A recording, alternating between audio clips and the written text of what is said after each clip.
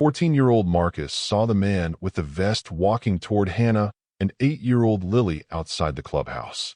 He had 3 seconds to decide, run away like he always did, or save them.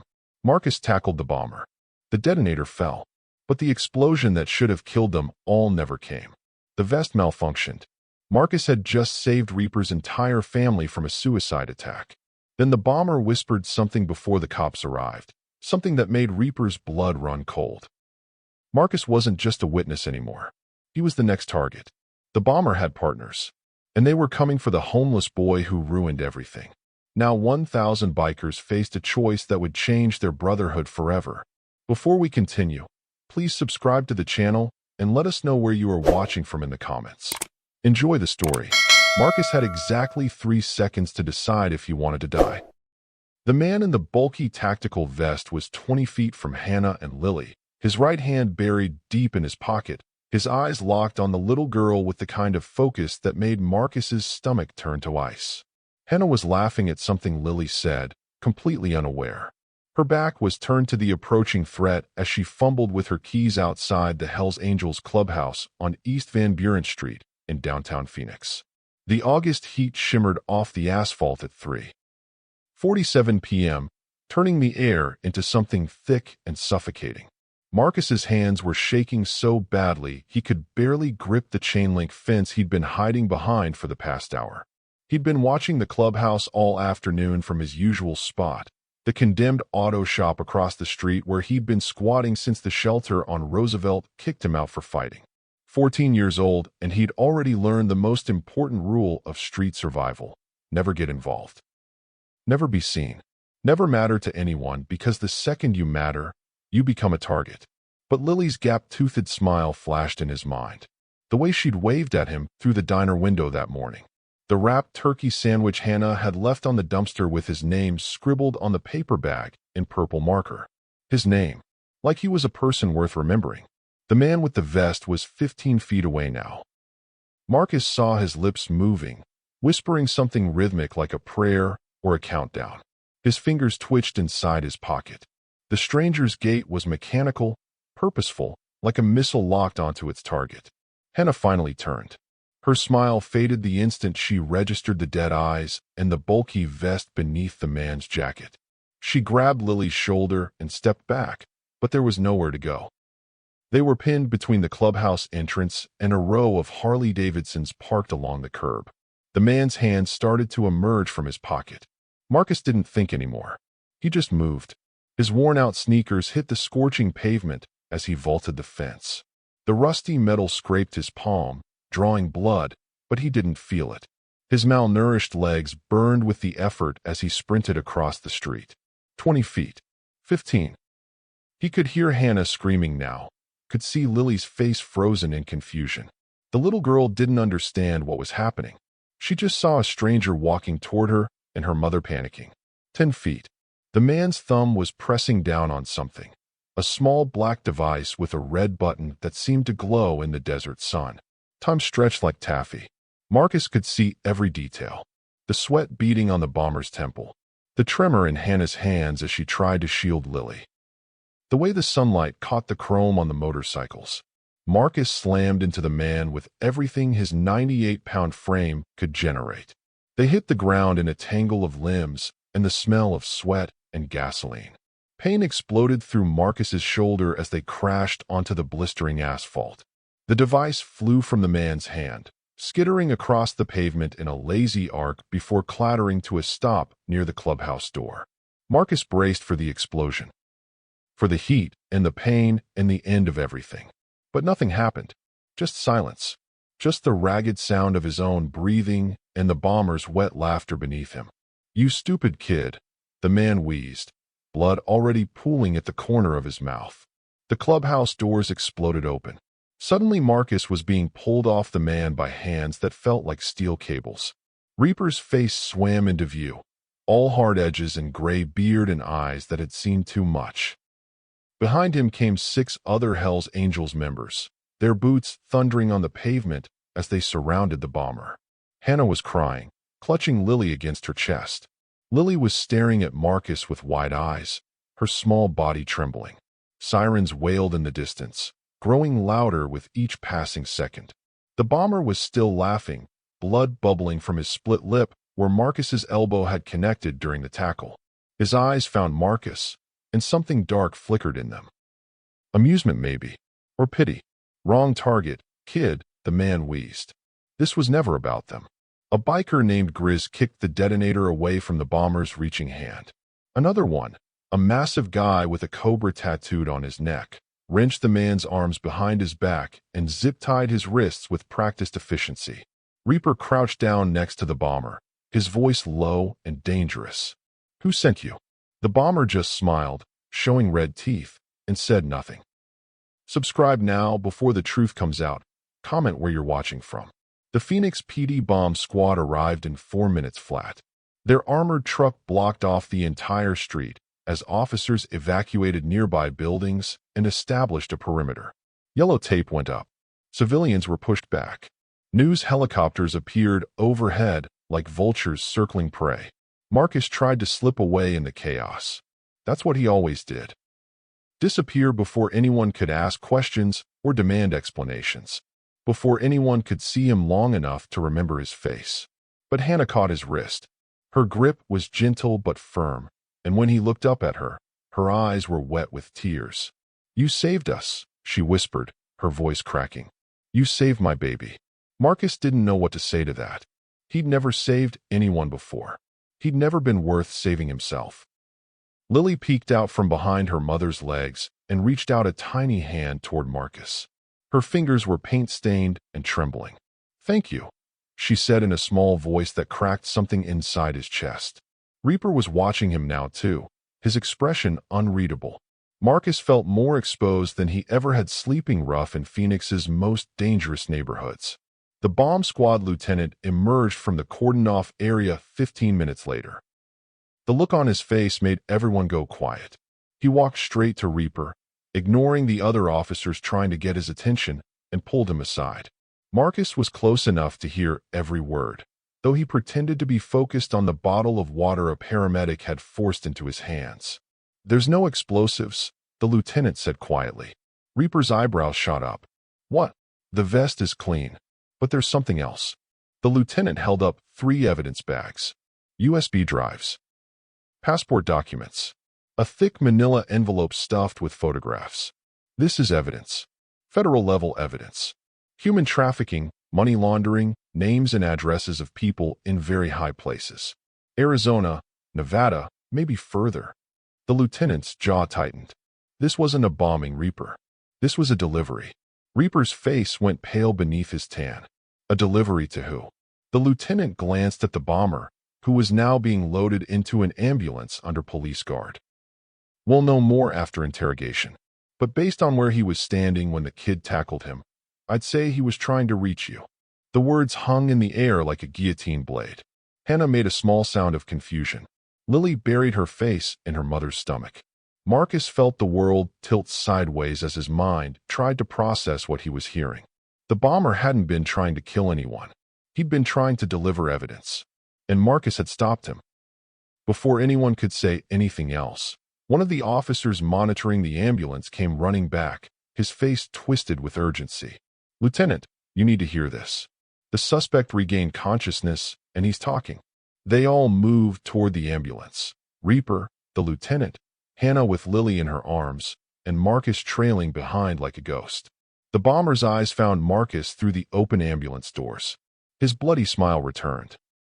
"Wrong kid," the bomber repeated, his voice stronger now, more focused. "Wrong place. Wrong time." He coughed, and a paramedic tried to push him back down, but he fought against the restraints. His eyes never left Marcus. "I was supposed to hand it off clean. No witnesses. But you had to be a hero." The bomber's expression shifted into something that looked almost like pity. "They saw you, kid. The cameras caught your face. Now they know you exist." Reaper stepped forward, his voice a growl. "Who's they?" The bomber's smile faded entirely. "The people who own the names in those files. The people who'll do anything to keep this quiet." He turned his head toward the officer standing guard. "You better get that boy into protective custody right now, because the people I work for don't leave loose ends." His voice dropped to a whisper that somehow carried across the entire scene. And he just became the biggest loose end in Arizona. The paramedic slammed the ambulance doors shut, but not before the bomber shouted one last thing that made Marcus's blood run cold. "They're coming for him now." The lieutenant immediately started barking orders into his radio about protective custody and federal involvement. Words like FBI and witness protection flew through the air. Officers scrambled to secure the perimeter. Hannah pulled Lily closer, her face drained of color. But Marcus wasn't listening anymore. He was staring across the street at the black SUV with tinted windows that had just pulled up and parked in the shade of a dying palm tree. The engine was running. Nobody got out. The windows stayed dark and impenetrable, reflecting nothing but the chaos of the crime scene. Marcus knew, with the kind of certainty that comes from surviving on streets where predators learned to recognize prey, that whoever was inside that vehicle was watching him, calculating, planning. Reaper followed Marcus's gaze. His jaw tightened. He placed a heavy hand on Marcus's shoulder, the first time anyone had touched him with something other than violence or pity in longer than he could remember. "You're not alone anymore, kid," Reaper said quietly. "Whatever's coming, we face it together." But as the black SUV's engine revved once, a sound like a promise or a threat, Marcus wondered if facing it together would be enough. Or if saving Lily and Hannah had just signed all their death warrants. The black SUV disappeared 30 seconds after Marcus spotted it. No screech of tires. No dramatic exit. It just rolled away into Phoenix traffic like a shadow dissolving at dawn, leaving Marcus staring at empty asphalt and wondering if he'd imagined the whole thing. But Reaper had seen it too. The way his hand tightened on Marcus's shoulder, fingers digging in hard enough to bruise, told him everything he needed to know. "Get him inside," Reaper barked to Grizz. Now, Marcus found himself being hustled through the clubhouse doors before he could protest. Strong hands gripped his shoulders, propelling him forward with the kind of urgency usually reserved for escaping bullets. His worn sneakers squeaked against polished concrete as he stumbled through the threshold. The interior was exactly what he'd imagined from months of watching from across the street. Dim lighting cast everything in amber shadows. Leather couches worn smooth by decades of use lined the walls. The air smelled like motor oil, cigarette smoke, and something else, history maybe, or brotherhood. Photographs covered every available surface, faded images of bikers from different eras, some dating back to the 1970s. Patches and memorabilia hung in frames like religious artifacts. Hannah and Lily were already inside, surrounded by 3 other bikers who'd formed a protective circle around them. Lily's face was still pale, her small hands clutching her mother's shirt like a lifeline. Her earlier smile had vanished completely, replaced by the wide-eyed expression of a child who'd just learned the world was more dangerous than she'd ever imagined. The lieutenant tried to follow them in, his hand already reaching for the door handle. But Reaper blocked the doorway, his 6'3" frame filling the entrance completely. "Give us 10 minutes, Reaper said. "This is a crime scene, and that boy is a material witness." 10 minutes, Reaper repeated. His voice dropped an octave, carrying the weight of decades commanding respect on dangerous streets. Something in his tone made the lieutenant step back involuntarily. The door slammed shut with a finality that made Marcus flinch. Suddenly, he was standing in the center of the room, acutely aware that every pair of eyes was on him.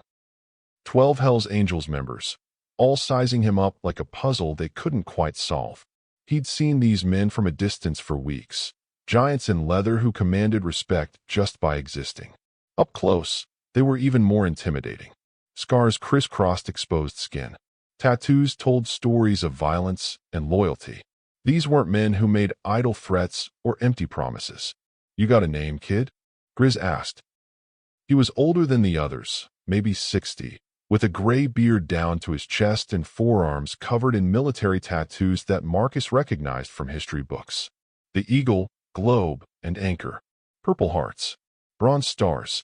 "Marcus," he managed to say, his voice barely above a whisper. "Well, Marcus, you just saved my brother's family."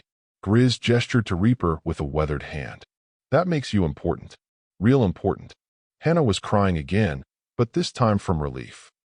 She crossed the room in 3 quick steps and pulled Marcus into a hug that made him stiffen. He wasn't used to being touched with kindness. Her embrace was warm and fierce, smelling like lavender shampoo and fierce sweat. "Thank you," she whispered against his hair. "Thank you, thank you, thank you." Lily tugged on his torn shirt, her paint-stained fingers gentle. "Are you okay? You're bleeding." Marcus looked down. His palm was still seeping blood from the fence, leaving red smears on his jeans. His knee was torn open, showing a nasty scrape that had started to crust over with dirt and dried blood. He hadn't even noticed the pain until now. "I'm fine," he lied, because admitting weakness had never kept him alive on the streets. Reaper pulled out his phone and started typing furiously, his thumbs moving with surprising speed for a man with such large hands. "We need a church meeting. Full chapter. Every brother who can ride needs to be at the warehouse in 2 hours." The biker with the cobra tattoo, Marcus heard someone call him Viper, raised an eyebrow. His expression shifted from curious to concerned in an instant. "Every brother? That's 1,000 riders, Reaper. What are we dealing with?" "War," Reaper said simply, looking up from his phone. "We're dealing with war." The word hung in the air like smoke from a discharged weapon. The warehouse on South 32nd Street looked like it had been abandoned for years, but Marcus was learning that appearances meant nothing in this world. Rusted exterior panels hung at awkward angles. Broken windows gaped like missing teeth. Graffiti covered the walls in layers of competing tags. Nothing that would attract attention from the Phoenix PD or rival clubs. Inside was a different story entirely. Marcus had never seen so many motorcycles in one place. They filled the massive space like a chrome and steel army, parked in neat rows that spoke to military precision. Harleys, mostly, but also Indians and a few custom builds that looked like they cost more than most cars. Their polished surfaces caught and reflected the overhead lights, creating a kaleidoscope of glittering metal. And their owners were even more impressive. 1,000 Hell's Angels members, ranging from kids barely older than Marcus to veterans in their 70s, all wearing their patches with the kind of pride that came from earning them through blood and loyalty. The noise was overwhelming. Conversations, laughter, the clink of beer bottles, the scrape of boots on concrete. It sounded like an army preparing for deployment. Marcus sat in a corner with Hannah and Lily, trying to make himself invisible. Hannah had cleaned his wounds with a first aid kit someone produced, wrapping his palm in white gauze that already showed spots of red. Lily sat pressed against his side, her small body radiating warmth and trust that Marcus didn't know how to handle. But invisibility was impossible when you were the reason 1,000 bikers had gathered for an emergency meeting. Reaper stood on a makeshift stage, really just a wooden platform someone had cobbled together from pallets and 2x4s. His presence commanded immediate attention. Conversations died like snuffed candles as he raised one hand. "Brothers," his voice boomed through the warehouse without needing a microphone. "We've got a situation." The last murmurs faded into silence, so complete that Marcus could hear his own heartbeat. "This afternoon, a man approached my family outside our clubhouse. He was wearing a vest. My wife and daughter were seconds away from whatever he had planned." Reaper's voice cracked slightly, the first time Marcus had seen any vulnerability in the man. This kid, Marcus, 14 years old, homeless, no reason to give a damn about any of us, tackled that man and saved them. 1,000 heads turned toward Marcus in unison. He wanted to disappear into the concrete floor, to become dust and blow away. Phoenix PD opened the vest. No explosives, just evidence. USB drives, documents, photographs. A human trafficking ring that stretches from Arizona to Nevada and probably beyond. Names of people in law enforcement. Politicians. Judges. People with the kind of power that makes witnesses disappear without a trace. The warehouse erupted in angry voices. Curses flew. Fists slammed against metal barrels. The temperature seemed to rise 10 degrees from pure rage. "And this kid," Reaper continued, pointing directly at Marcus, "is now a witness.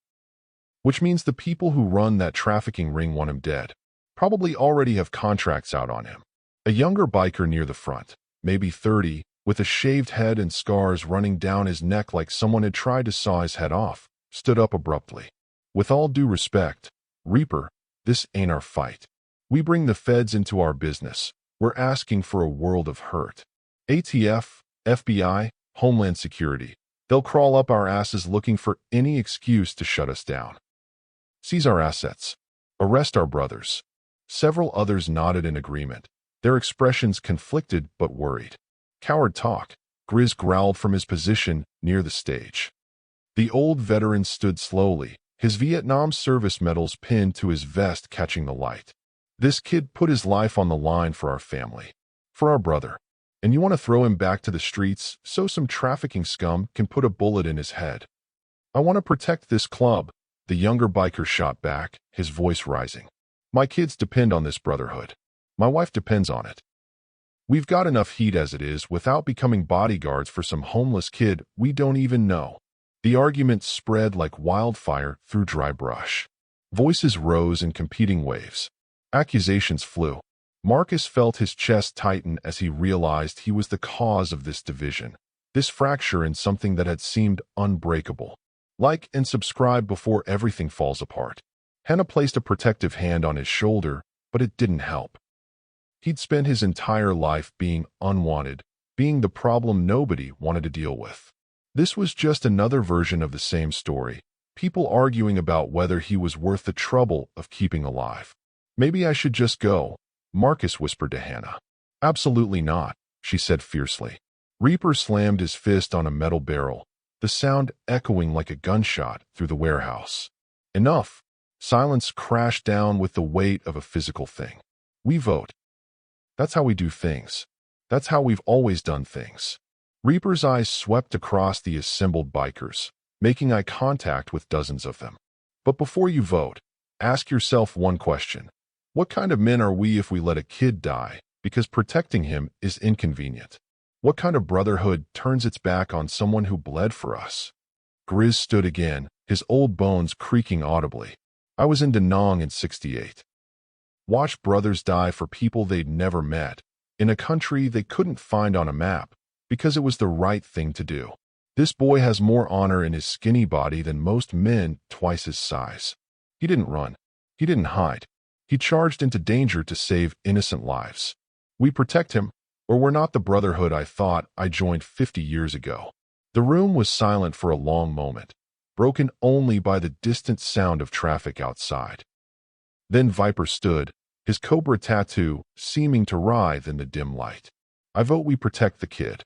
Another biker stood, then another, then 10, then 50, then hundreds. Marcus watched in stunned silence as nearly every single member of the Phoenix Hells Angels chapter rose to their feet in a show of solidarity that made his throat close up with emotions he didn't have names for. Tears burned behind his eyes, but he refused to let them fall. The final count was overwhelming. 973 votes to protect Marcus. 27 abstentions. 0 votes against.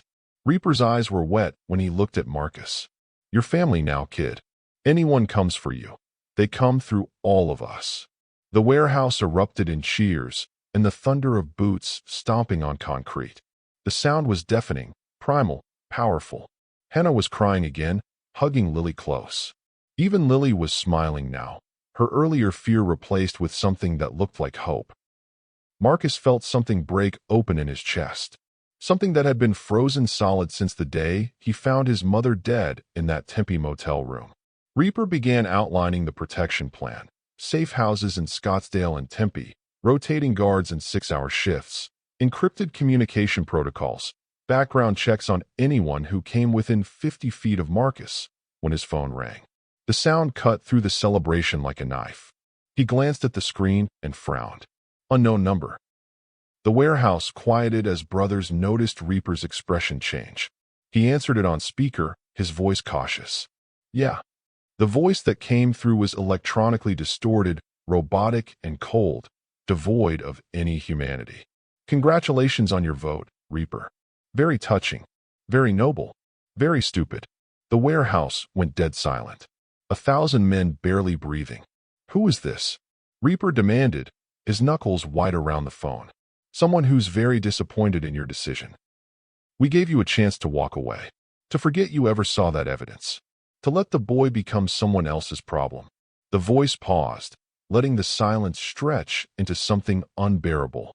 You just made a declaration of war. Marcus's blood turned to ice. His vision tunneled until all he could see was Reaper's phone, that small device carrying death through its speakers. The boy dies, or your chapter burns. Every clubhouse, every brother, every family member. We'll dismantle everything you've built over 50 years, piece by piece, brick by brick, body by body.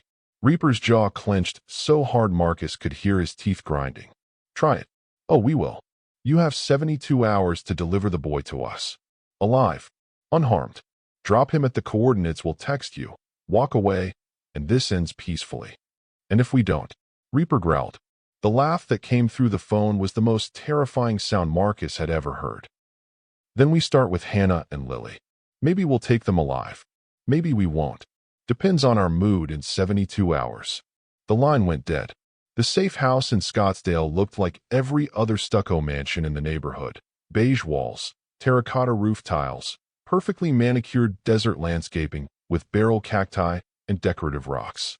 Nothing about it screamed witness protection or biker safe house, which was exactly the point. Marcus stood in the driveway at 2 a.m., exhausted and terrified, as Reaper punched a code into the garage door keypad. The past 6 hours had been a blur of movement, leaving the warehouse through 3 different exits, switching vehicles 4 times, driving in circles through Phoenix to lose any potential tails. This place belonged to a brother who moved to Nevada last year, Reaper explained as the garage door rolled open. Off the books. No paper trail connecting it to the club. You'll be safe here. Marcus wanted to believe him, but the distorted voice on the phone kept echoing in his head. 72 hours. Hannah and Lily. Maybe alive. Maybe not. Inside, the house was sparse but functional. Leather furniture that had seen better days. A kitchen stocked with enough food to survive a siege. Reinforced doors with multiple deadbolts. Windows covered with blackout curtains and steel shutters. 6 Hell's Angels members would rotate guard duty in 12-hour shifts. Grizz took the first watch along with Viper and 4 others Marcus didn't know yet. They carried enough firepower to start a small war, handguns, shotguns, and what looked like AR-15s. Get some sleep, kid, Grizz said, gesturing to a bedroom down the hall. We've got you covered. But Marcus couldn't sleep. Every creak of the house settling made him jump. Every distant car engine sounded like assassins arriving. He lay on the bed fully clothed, staring at the ceiling, waiting for the 72 hours to expire. Dawn came slowly, painting the edges of the blackout curtains with orange light. Marcus must have dozed off because he woke to the smell of bacon and coffee. In the kitchen, Viper was cooking breakfast like this was a normal Tuesday morning instead of a countdown to war. Eat, Viper said, sliding a plate across the counter. Scrambled eggs, bacon, toast. More food than Marcus usually ate in 2 days. You're too skinny. Can't protect yourself if you're running on empty. The first day passed in strange normalcy. Grizz taught Marcus how to play poker. Viper showed him basic self-defense moves, how to break a grip, where to strike to disable an attacker, how to run in a way that made you harder to shoot. The lessons were grim but necessary. That evening, Hannah arrived with Lily. Reaper had moved them to a different safe house across town, but Hannah insisted on visiting. She brought a care package, new clothes from Target, toiletries, and a stack of drawings from Lily. The 8-year-old had drawn Marcus as a superhero, complete with a cape and the Hell's Angels winged skull on his chest. She talks about you constantly, Hannah said quietly while Lily showed Marcus each drawing in detail. You're her hero. Marcus didn't feel like anyone's hero. He felt like a ticking time bomb that was going to get everyone killed. Day 2 brought a shift in the guards. New faces, same intensity. A biker named Chains, who had actual chains tattooed around both wrists, took over the kitchen duties.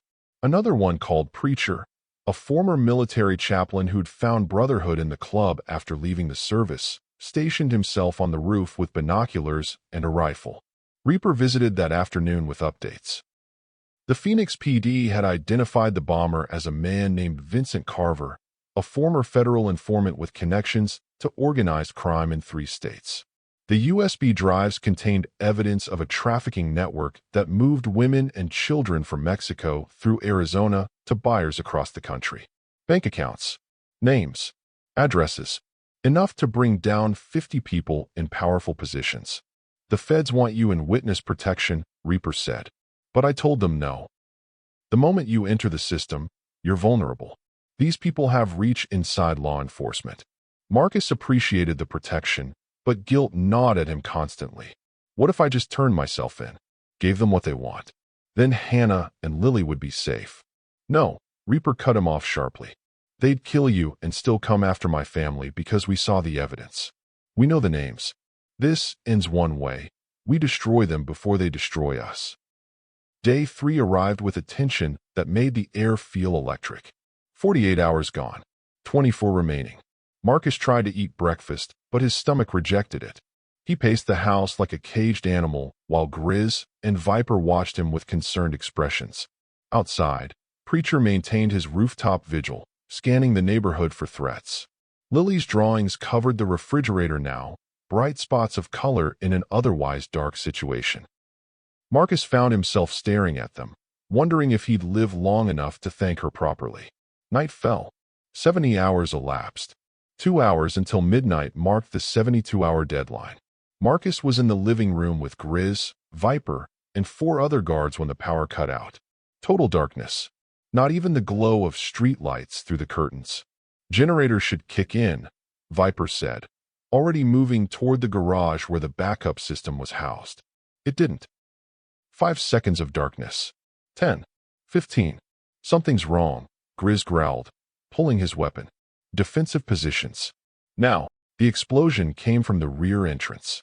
Not loud enough to be military-grade breaching charges, but effective. The reinforced door blew inward in a shower of splinters and twisted metal. 4 men in tactical gear poured through the smoke. Black clothing, night vision goggles, weapons with laser sights that cut through the darkness like red threads. Gunfire erupted. Muzzle flashes strobed the room in horrifying snapshots. Grizz returned fire from behind the kitchen counter, his shotgun booming. Viper tackled Marcus to the floor as bullets punched through the drywall above them. The tunnel. Viper screamed. Go. Reaper had shown Marcus the escape route on day 1. A hidden access panel in the master bedroom closet that led to a maintenance tunnel connecting to the storm drain system. 2 blocks of crawling through darkness, but it opened into a residential area. Marcus scrambled toward the bedroom on hands and knees. Behind him, Viper rose and charged the attackers with a war cry that sounded like it came from another century. 3 shots. Viper went down. Like and subscribe before it's too late. No, Marcus screamed, but Grizz grabbed him by the collar and physically dragged him toward the bedroom. He bought you time. Don't waste it. Grizz shoved him into the closet and yanked open the hidden panel. Run and don't stop. We'll find you. Marcus dropped into the tunnel as more gunfire erupted above. He heard Grizz's shotgun boom twice more, then silence that was somehow worse than the noise. The tunnel was pitch black and smelled like mold and rat droppings. Marcus crawled on his belly, his wounded palm screaming in protest as it scraped against concrete. Twice he got stuck and had to exhale completely to squeeze through narrow sections. His chest burned. His knees bled. But he kept moving. After what felt like hours, but was probably 15 minutes, he emerged into a storm drain and climbed a rusty ladder to street level. A quiet residential neighborhood. Houses dark. No signs of pursuit. Marcus collapsed on someone's lawn, gasping for air. His shirt was soaked with sweat and blood, not all of it his own. Viper's blood. Grizz's maybe. His phone buzzed in his pocket. A burner Reaper had given him. One new message. Unknown number. Marcus's hands shook as he opened it. The message contained a single photo, Lily's bedroom window, wide open, sheer curtains blowing in the night wind. The pink walls were visible in the background, along with the stuffed animals Marcus had seen during Hannah's visit. The empty bed was clearly visible. Below the photo, a text message, "They'll all die for you, unless you turn yourself in." Camelback Mountain, East Trailhead, midnight. Come alone or you'll never see Hannah and Lily again. Marcus stared at the photo of Lily's empty bedroom until his vision blurred with tears he refused to let fall. The window, the curtains billowing inward like ghosts. The vacant bed where an 8-year-old girl should have been sleeping safely, clutching the stuffed rabbit she carried everywhere. Gone. Taken because Marcus had been stupid enough to think the Hells Angels could protect everyone. He was crouched behind a dumpster 3 blocks from the breached safe house, his body still trembling from the tunnel escape. His clothes reeked of mold and fierce sweat. His wounded palm had reopened during the crawl, leaving a trail of blood drops on the concrete that anyone could follow. His knees were hamburger meat beneath his torn jeans. Somewhere in the distance, sirens wailed, police and ambulances responding to reports of gunfire in a quiet Scottsdale neighborhood. Viper and Grizz might be dead.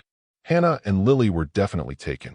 All because he tried to be a hero when he should have stayed invisible like always. The choice wasn't really a choice at all. Marcus checked the time on the burner phone with shaking fingers. 11:17 p.m. 43 minutes to reach Camelback Mountains, East Trailhead.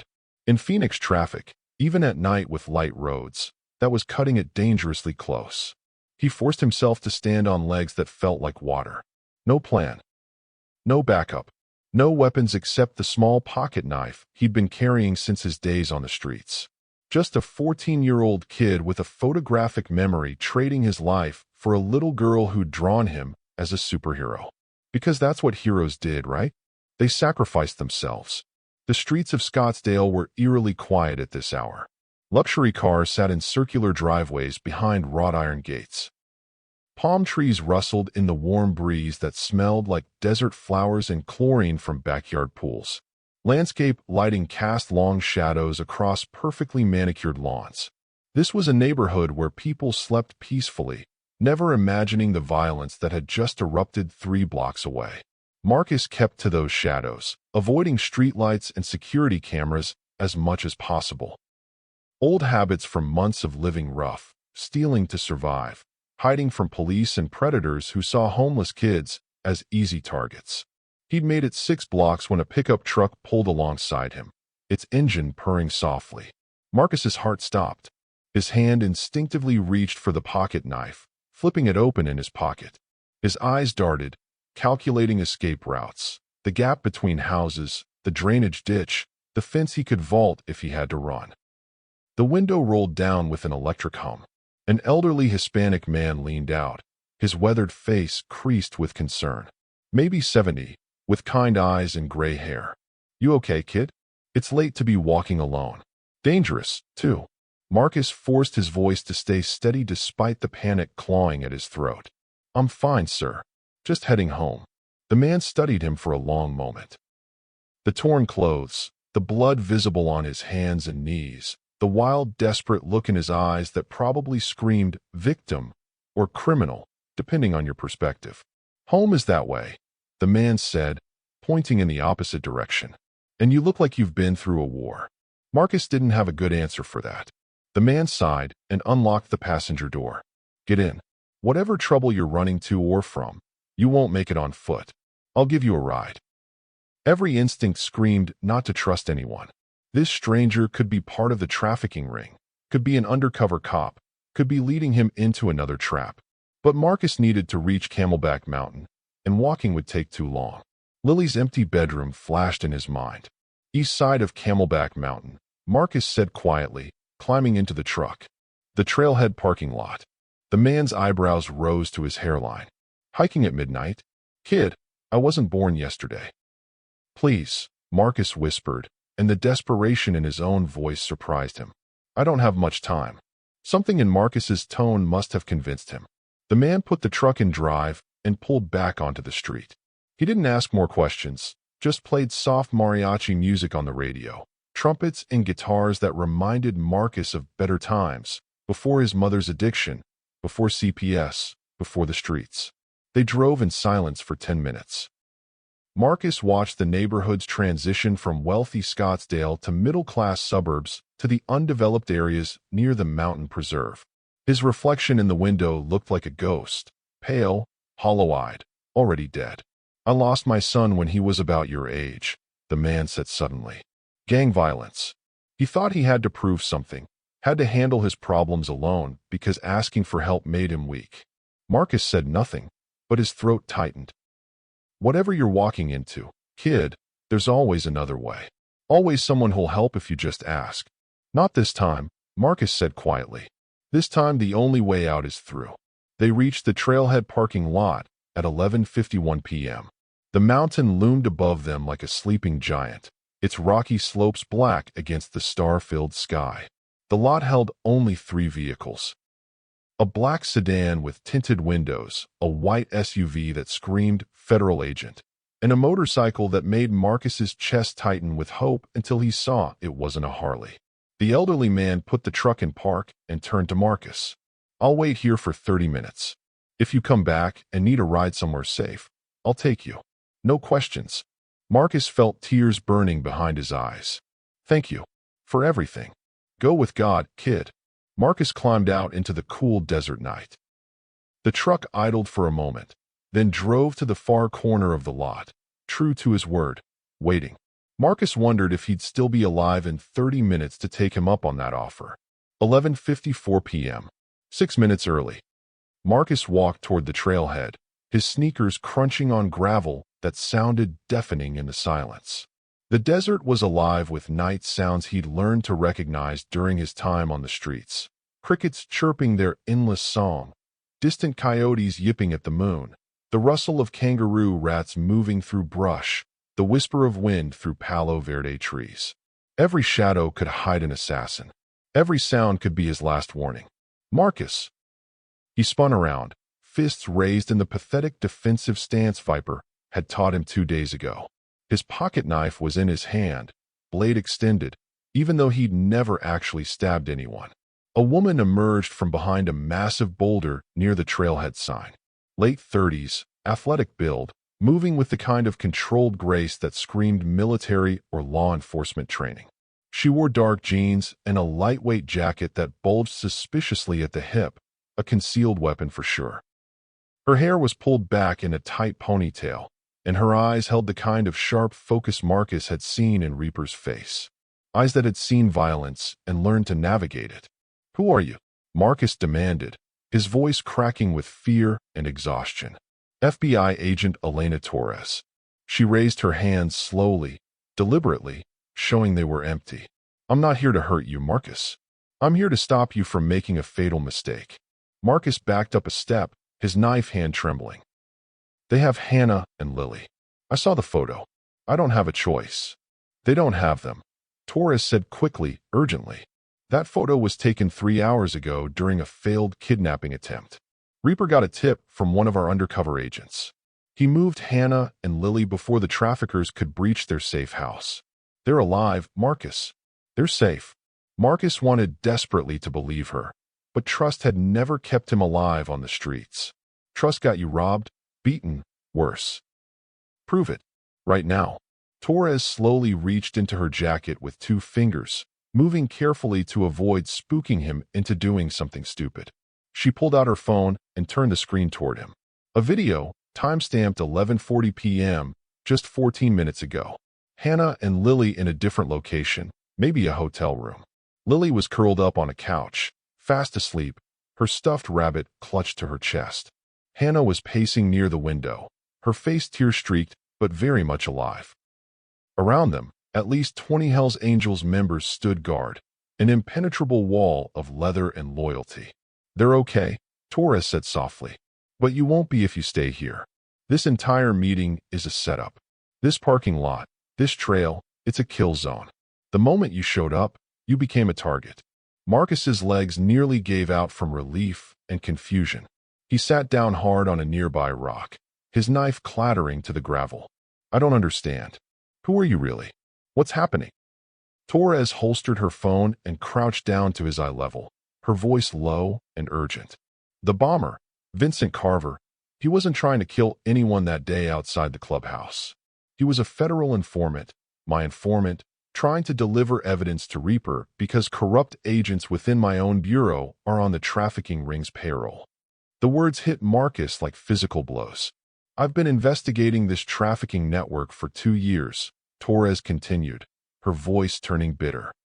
17 missing women. 6 children. A pipeline running from Sonora through Phoenix to buyers in Vegas, LA, even Seattle. Every time I got close to making arrests, my investigations got shut down. Evidence disappeared. Witnesses recanted or vanished. Because cops were involved, Marcus said, understanding dawning. Not just cops. FBI agents. ICE officers. A federal prosecutor. People who were supposed to protect victims became the monsters. Torres's hands clenched into fists. Carver was going to testify. The evidence on those USB drives would have brought down the entire network. You tackling him wasn't part of the plan. You became a witness we hadn't accounted for. Like and subscribe before the whole truth destroys everything. The safe house attack. 3 rogue FBI agents. Torres confirmed, her voice hard. All 3 are on the payroll list from those USB drives. They staged the breach to recover the evidence and eliminate you as a loose end. Viper and Grizz survived, by the way. They're in surgery at Phoenix Baptist, but the doctors say they'll both make it. Marcus felt tears burning his eyes, relief and rage warring in his chest. Viper wasn't dead. Grizz wasn't dead. They'd taken bullets for him and survived. So what now? Marcus asked, his voice raw. You arrest me?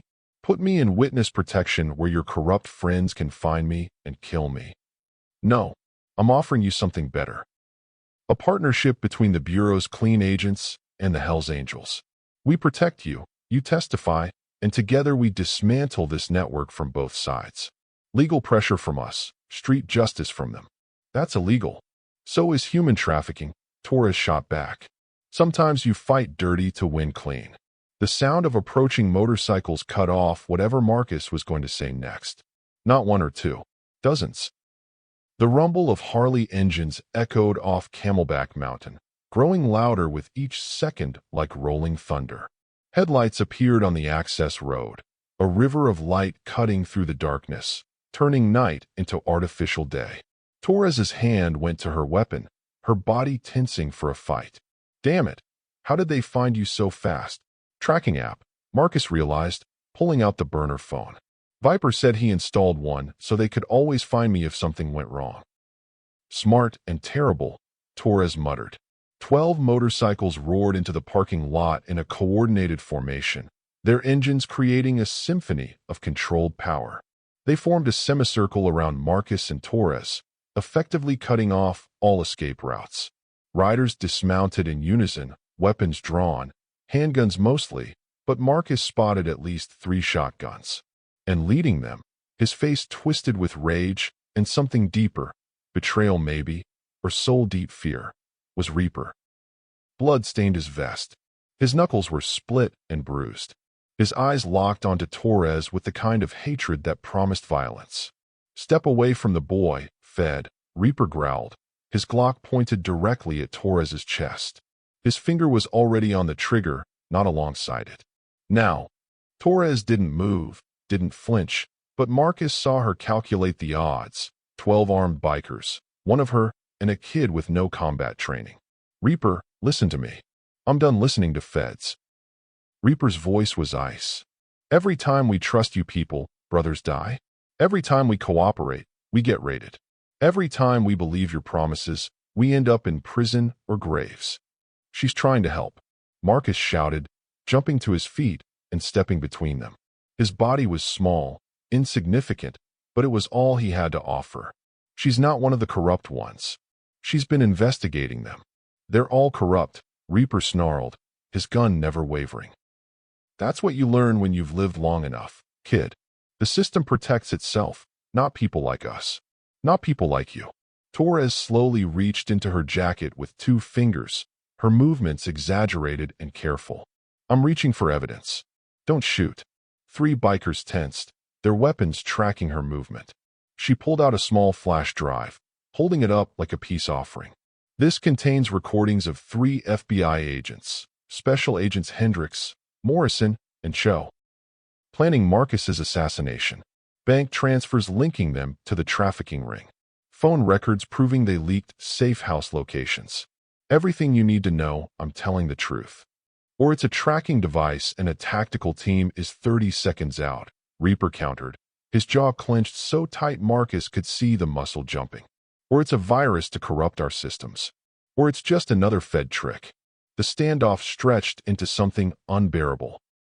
Marcus could feel the tension like electricity in the desert air, could smell the gun oil and gasoline and fear sweat. One wrong move and people would die. Again. Because of him. I memorized the names, Marcus said quietly into the silence. Everyone looked at him. From the documents in Carver's vest. Before the FBI confiscated them. Every page, every word, every number. Marcus's voice grew stronger as he spoke. I have photographic memory. Developed it living on the streets. You remember everything, because forgetting means missing a threat. I can recite every name, every address, every bank account number from those files. Reaper's expression shifted from rage to dawning understanding. Torres's eyes widened with something that looked dangerously like hope. The other bikers murmured among themselves, weapons still raised, but no longer aimed with quite the same intensity. If that's true, Torres said slowly, choosing each word carefully, then you're not just a witness. You're the evidence itself. Everything on those USB drives exists in your head. Which means everyone wants him, Reaper finished, his voice hollow. Both sides. The traffickers want him dead. The feds want him in their custody. We can't protect him forever. The feds sure as hell can't. Nobody can. I can, said a new voice from the darkness beyond the headlight beams. Everyone spun toward the sound, weapons rising. A figure stepped into the pool of light created by the motorcycle headlights. Male, late 50s, wearing an expensive charcoal suit that looked completely out of place on a hiking trail at midnight. His shoes were polished Italian leather worth more than Marcus had ever owned in his entire life. His silver hair was perfectly styled. His smile was cold and professional, the kind of smile that never reached the eyes. Behind him, 6 more figures emerged from the darkness. Tactical gear, night vision goggles pushed up on their heads, military-grade weapons with suppressors. "Hello, Marcus," the man said, his voice smooth as silk and twice as expensive. "I've been looking everywhere for you, and I'm afraid I can't let any of you leave this mountain alive." The man in the expensive suit smiled like a predator admiring cornered prey, his teeth too white and too perfect under the harsh glare of motorcycle headlights. "My name is Richard Castellanos," he said, his voice carrying the casual confidence of someone who'd never faced real consequences in his entire privileged life. "Perhaps you've heard of me. Deputy Director of Immigration and Customs Enforcement, Southwest Region. I oversee border operations from San Diego to El Paso." He paused, letting that sink in, clearly enjoying the reveal. "Or perhaps you know me by my other title. The man who runs the most profitable trafficking operation between Sonora and California." Marcus felt his stomach drop through the desert floor. This wasn't some hired enforcer or mid-level criminal. This was the head of the snake, the monster at the top of the pyramid. Torres's weapon was out instantly, her Glock aimed center mass at Castellanos' chest. "You son of a bitch. I've been hunting you for 2 years. 2 years of dead ends and witnesses who disappeared. And I've been watching you fumble around like a blind woman in the dark," Castellanos replied, his smile never wavering even with a gun pointed at his heart. His 6 tactical operatives fanned out behind him with military precision, creating a kill box that trapped everyone in the parking lot. Night vision goggles rested on their heads. Suppressed rifles hung ready in their hands. "Did you really think I didn't know about your investigation? Every report you filed, every warrant you requested, every informant you recruited, I saw it all before your supervisor did." Reaper's bikers shifted positions, forming a protective wall around Marcus without needing orders. 12 against 7.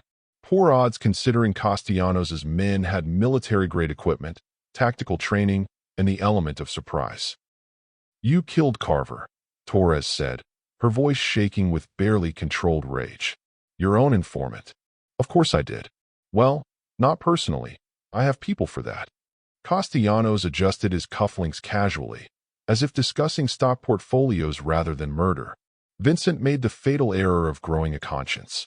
started having nightmares about the children. Thought he could deliver evidence to a biker gang and somehow bring down my entire operation. Instead, he created this wonderful mess that's about to solve all my problems in one efficient night. Marcus's mind raced through possibilities, escape routes, anything that might keep everyone alive. The elderly man's truck was still idling in the far corner of the parking lot. He'd kept his word, waiting, but it was too far to reach. The trail behind them led deeper into Camelback Mountain, but they'd be cut down by suppressed gunfire before making 10 feet. The tactical team had infrared scopes. They'd be visible even in total darkness. You see, Marcus. May I call you Marcus?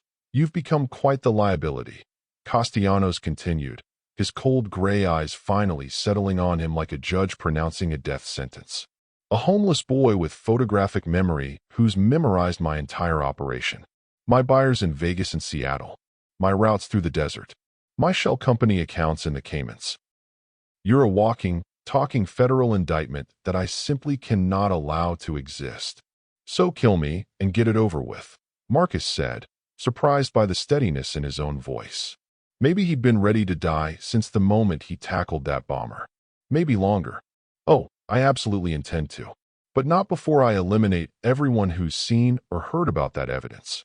Agent Torres here, obviously. The Phoenix Hells Angels leadership. Castellanos paused, savoring Marcus's reaction like fine wine.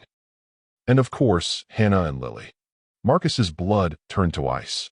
Yes, I know where they really are, Castellanos said, reading Marcus's expression perfectly. Did you think Reaper could hide them from me? I have access to every traffic camera, every surveillance system, every facial recognition database in this city. They're at the Marriott on North Scottsdale Road, room 847, surrounded by 23 bikers who think they're safe. Reaper's gun hand trembled with rage, so pure it radiated off him like heat. You touch my family. You'll what? Castellanos spread his hands wide, mocking. You're outnumbered, outgunned, and completely surrounded. My men have thermal imaging. I have helicopter support 3 minutes out, a private security contractor I keep on retainer. And I have the full weight of federal law enforcement ready to brand you all as cop killers who ambushed a federal agent.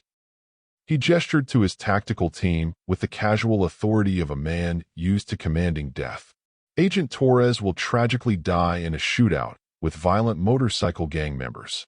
You'll all be gunned down in justified self-defense. And Marcus will simply disappear, another homeless statistic, probably dead from a drug overdose in a few weeks when his body turns up in a dumpster. The media will run with it for 48 hours and then forget he ever existed.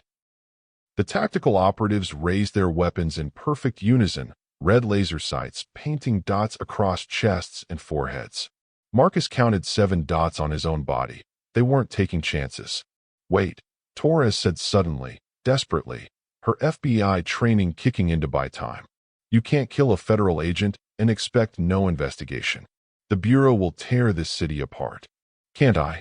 Castellanos laughed, the sound hollow and cruel. I've done it twice before. Agent Morrison in Tucson last year ruled a cartel hit. Agent Chun in El Paso 3 years ago, ambushed during a traffic stop. The Bureau investigates, finds nothing, and moves on because everyone knows the border is dangerous. He checked his expensive Patek Philippe watch, probably worth more than most people earned in a year. You have 30 seconds to make peace with whatever God you believe in. I'd recommend starting now. Marcus's hand found the flash drive Torres had shown Reaper earlier, still in her jacket pocket where she'd returned it after the standoff. His fingers closed around the small device. If he was going to die tonight, he'd die making sure this evidence survived somehow. Maybe throw it into the darkness. Maybe the elderly man would find it. 20 seconds. Reaper caught Marcus's eye and gave an almost imperceptible nod. Understanding passed between them without words. The kind of communication that came from shared danger.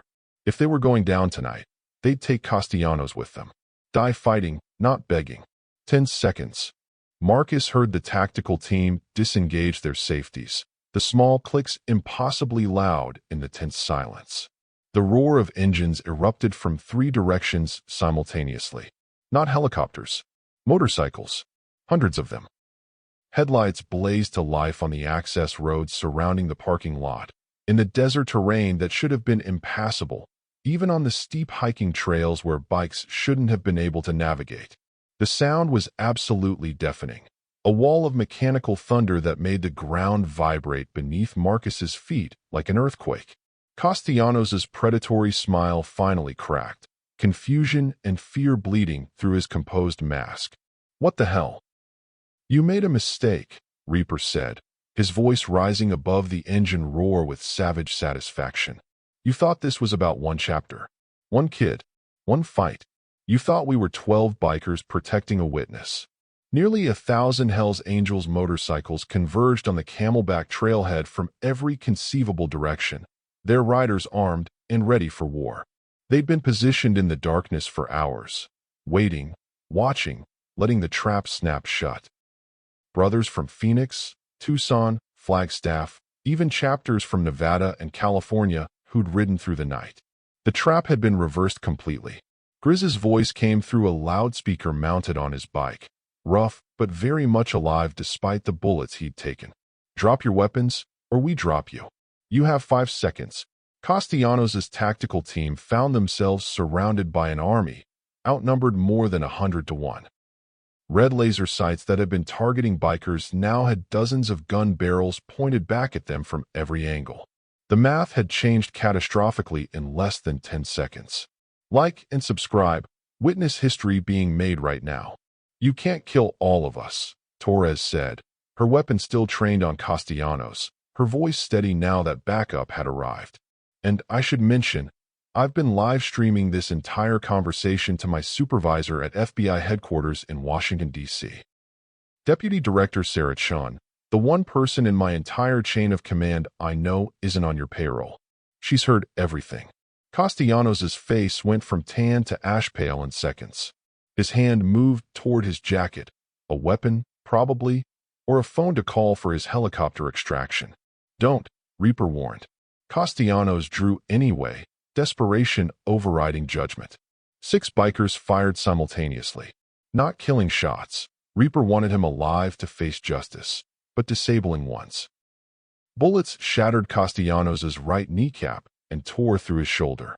He crumpled to the gravel screaming, his weapon skittering away into darkness. His tactical team threw down their rifles immediately, hands raised high. They were mercenaries, not martyrs. They'd been paid to provide security, not die for a losing cause. The next 2 hours were controlled chaos. FBI agents flooding the scene in unmarked vehicles, police helicopters circling overhead, ambulances for the wounded. Torres kept her word about the live stream. Her supervisor had indeed heard everything and dispatched the FBI's Tactical Operations Center from Phoenix. Marcus sat on the tailgate of someone's pickup truck, wrapped in a shock blanket despite the warm desert night, watching justice unfold in real time. Paramedics checked his wounds, the reopened palm, the scraped knees, the bruises. Nothing serious. Nothing compared to what could have happened.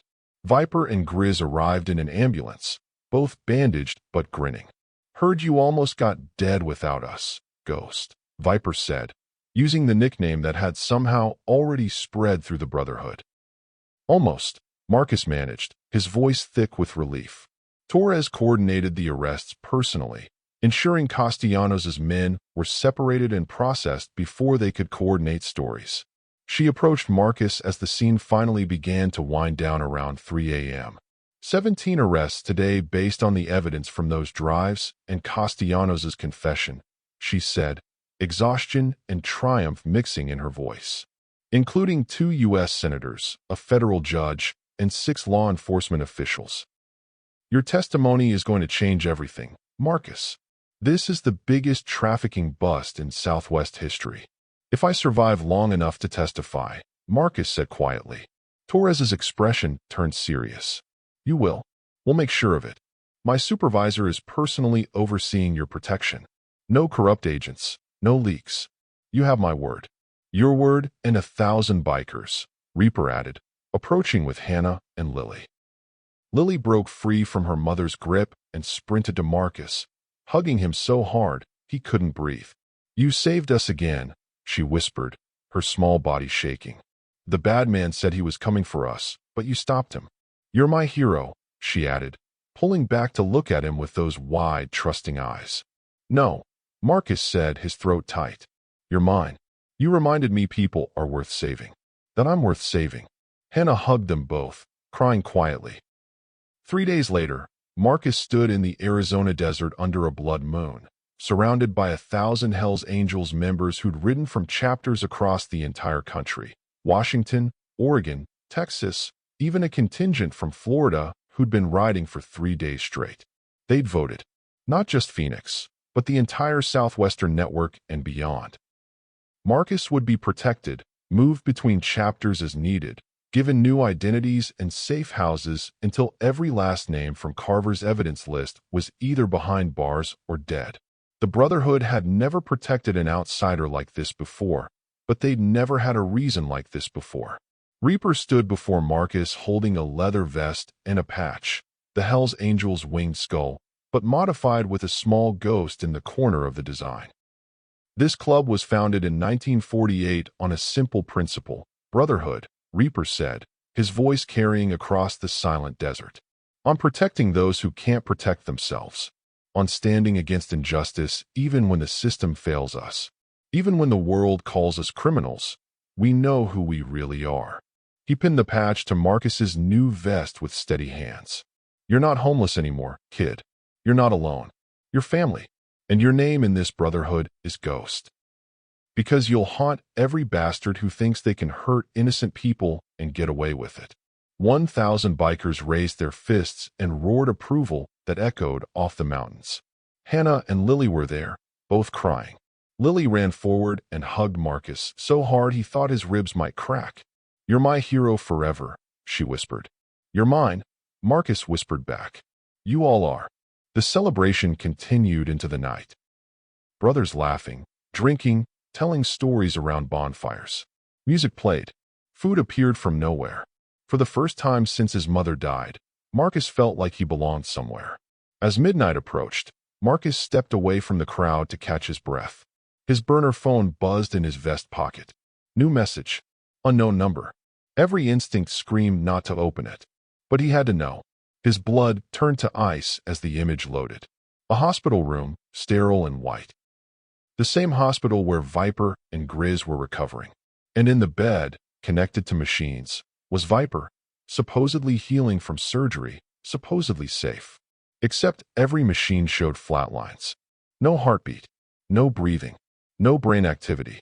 The photo was time-stamped 30 minutes ago. The message below read, "Congratulations on your victory, Ghost. Very impressive." Unfortunately, Richard Castellanos was just middle management, a regional director we can easily replace. The real people who run this organization operate at levels you can't even imagine. Federal agencies, corporate boards, foreign governments. And now they know exactly who you are, where you are, and who you care about. Viper was just a message. Sweet dreams. We'll be seeing you very soon. Marcus's hands shook violently as he showed the phone to Reaper. Reaper's expression hardened into something Marcus had never seen before. Pure, cold terror masked by rage. "Get everyone to Phoenix Baptist Hospital. Now," Reaper bellowed across the celebration. Brothers scrambled, dropping bottles and plates. Motorcycles roared to life in seconds. The celebration turned into a military deployment. But as they mounted up and prepared to ride, Marcus realized with horrible, sinking certainty that they were already too late. If Viper had been dead for 30 minutes, the killers were long gone. And they'd proven they could reach anyone, anywhere, anytime. Torres appeared at Marcus's side, her phone pressed to her ear, her face pale. "My supervisor just went offline. Her security detail isn't responding. The safe house where we moved Hannah and Lily 3 hours ago." She didn't finish the sentence. She didn't have to. Marcus looked at the 1,000 bikers preparing to ride into battle, at Reaper's devastated face, at Lily clutching her mother in the crowd. The war hadn't ended on Camelback Mountain. It had only just begun. And this time, the enemy was everywhere.